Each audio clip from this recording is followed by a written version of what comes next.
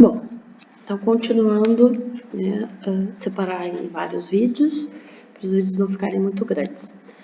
Então, agora a gente vai passar a integral de superfície escalar, né? Assim como as integrais de linha, a gente vai ver integral de superfície escalar e integral de superfície vetorial.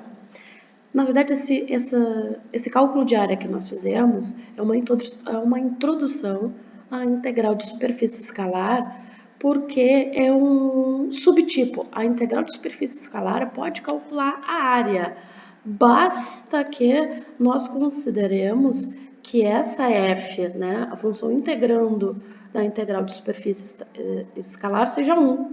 Se essa função integrando for 1, justamente fica a integral no domínio da superfície do vetor, da norma do vetor normal, du dv, que é exatamente, né, o cálculo da área que nós vimos, né, na parte anterior. Claro que o conceito de superfície, integral de superfície escalar, ele é mais amplo, né? E serve não só para calcular a área de superfícies parametrizadas, como, por exemplo, como a gente viu a integral de linha escalar, a integral de superfície escalar também vai permitir que a gente calcule massas, né? Imaginem que eu tenho uma folha torcida e que cada ponto dessa folha tenha uma densidade diferente e essa densidade seja dada por uma função f. Né? Então, a gente pode calcular a massa, né? Se essa função for a densidade, a gente pode calcular a massa dessa folha, né? A partir de uma integral de superfície escalar, que é essa que nós estamos visualizando aqui. Então, na verdade, o que nós temos que fazer para fazer esse cálculo de integral de superfície escalar? Primeiro, a gente tem que ter essa função, que, por exemplo, para o caso da massa seria a função densidade, e compor, né? Então, fazer a composta da F com a superfície parametrizada por φ. Tá? Depois, nós temos que calcular a norma do vetor normal, né? Pensando que o vetor normal também é dado pelos vetores tangentes na direção de U, né? Vetorial, vetor tangente na direção de V.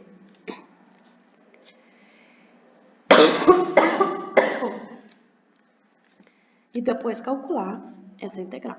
Né? Então, a gente tem que fazer esses dois passos antes de calcular a integral de superfície escalar.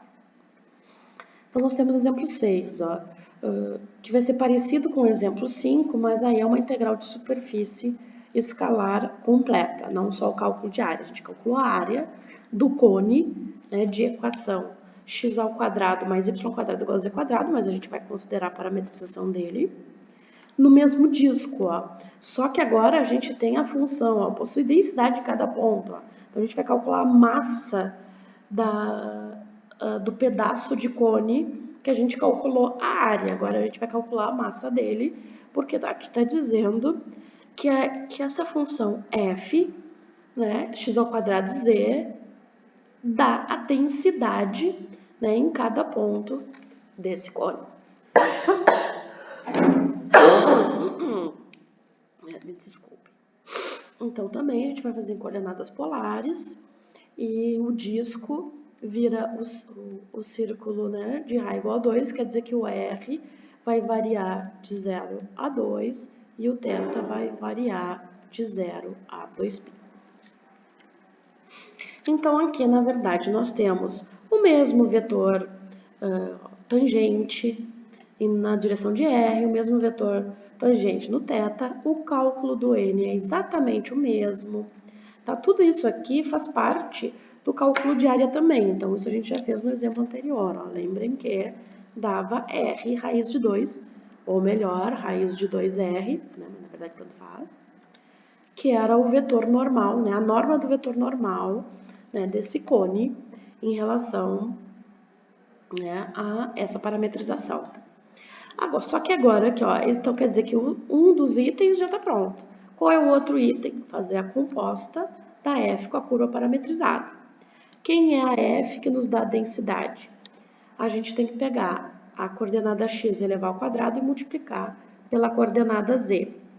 né? Então, ó, aqui eu considero que x é cosseno θ, y é r seno θ e z é r. Como a nossa função está dada por x² vezes z, a gente tem que fazer r² cosseno ao quadrado de θ vezes r. Essa é a nossa composta. Então, r² cosseno ao quadrado de θ vezes r, que vai dar r³ cosseno ao quadrado de θ.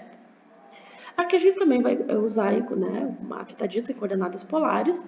Então, em coordenadas polares, o diferencial de área, aqui está dito, está ds porque é relativo à superfície, mas em coordenadas polares, esse ds é r dr dθ, como nós comentamos, né, na parte anterior. Então, integral de 0 a 2π, né, na integral externa em relação a θ, e a integral interna de 0 a 2, que é em dr, né, da função composta f com a superfície parametrizada, vezes a norma do vetor normal m. Né? Então, aqui, ó, a função composta, né, que a gente acabou de calcular no item anterior, é r³ cosseno ao quadrado de θ. Né? A norma do vetor normal r raiz de 2 e o r dr dθ. Então, a raiz de 2 tiramos da integral, né? Ficamos com a integral dupla. Aqui nós temos r ao cubo vezes r vezes r. Então, a gente tem um r na 5 aqui. R na 5 cosseno ao quadrado de θ dr dθ. Então, primeiro, a gente tem que calcular a integral em função de r. Então, aqui, cosseno ao quadrado de θ é considerado constante. Mas eu vou aproveitar para dizer que cosseno ao quadrado de θ é 1 meio mais 1 meio cosseno de 2θ, porque depois a gente tem que integrar em relação a θ, e eu já faço essa transformação para evitar ter que resolver a integral de cosseno ao quadrado de θ por partes. Então, né, lá da trigonometria do ensino médio, a gente sabe, já fizemos isso em aulas anteriores, que cosseno ao quadrado de θ é 1 meio mais 1 meio de cosseno de 2θ. Então, a gente tem que fazer a integral de r na 5 dr. R na 5 dr é R na 6, né, sobre 6, o raio variando de 0 a 2.